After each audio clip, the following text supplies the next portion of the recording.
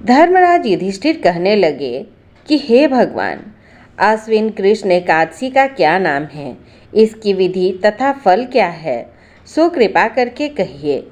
भगवान श्री कृष्ण कहने लगे कि इस एकादशी का नाम इंद्रा एकादशी है। यह एकादशी पापों को नष्ट करने वाली तथा पितरों को अधोगति से मुक्ति देने वाली होती है। हे राजन, ध्यानपूर्वक इसकी कथा सुनो। इसके सुनने मात्र से ही वाजपेय यज्ञ का फल मिलता है। प्राचीन काल में सतयुग के समय में महिष्मती नाम की एक नगरी में इंद्रसेन नाम का एक प्रतापी राजा धर्मपूर्वक अपनी प्रजा का पालन करते हुए शासन करता था। वह राजा पुत्र, पौत्र और धन आदि से संपन्न और विष्णु का परम भक्त था। एक दिन जब राजा सुखपूर्वक अपनी सभा में बैठा था तो आकाश मार्ग से महर्षि नारद उतरकर उसकी सभा में आए। राजा उन्हें देखते ही हाथ जोड़कर खड़ा हो गया और विधि पूर्वक आसन व आर्घ्य दिया। सुख से बैठकर मुनि ने राजा से पूछा, हे राजन, आपके सातों अंग कुशल पूर्वक तो हैं। तुम्हारी बुद्धि धर्म में और तुम्हारा मन विष्णु भक्ति में तो रहता है।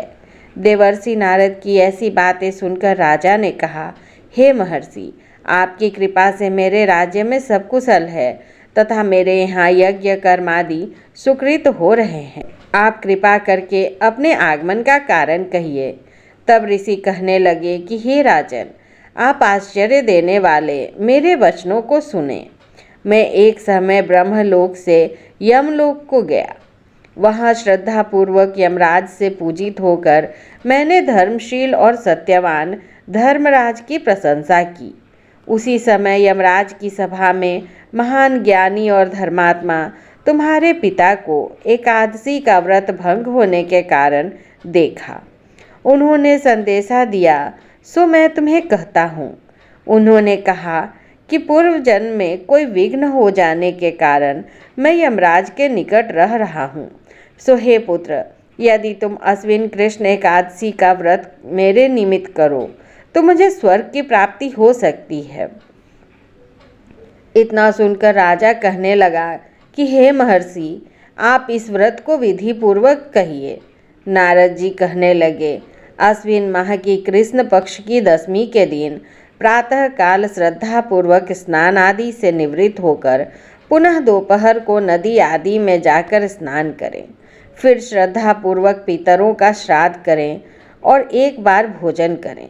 प्रातः काल होने पर एकादशी के दिन दातून आदि करके स्नान करें। फिर व्रत के नियमों को भक्ति पूर्वक ग्रहण करता हुआ प्रतिज्ञा करें कि मैं आज संपूर्ण भोगों को त्याग कर निराहार एकादशी का व्रत करूँगा। हे अच्युत्य, हे पुंडरीकाक्ष, मैं आपकी शरण में हूँ, आप मेरी रक्षा कीजिए।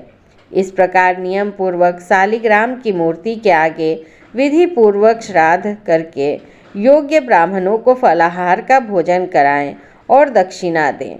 पितरों के श्राद्ध से जो बच जाए उसको सूंघकर गौ को दें तथा धूप, दीप, गंध, पुष्प, नैवेद्य आदि सब सामग्री से ऋषिकेश भगवान का पूजन करें।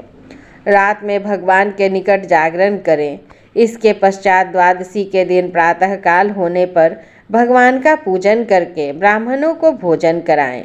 भाई बंधुओं, स्त्री, पुत्र आदि सहित आप भी मौन होकर भोजन करें। नारद जी कहने लगे कि हे राजन, इस विधि से यदि तुम आलस्य रहित होकर इस एकादशी का व्रत करोगे तो तुम्हारे पिता अवश्य ही स्वर्ग लोक को जाएंगे। इतना कहकर नारद जी अंतर्ध्यान हो गए।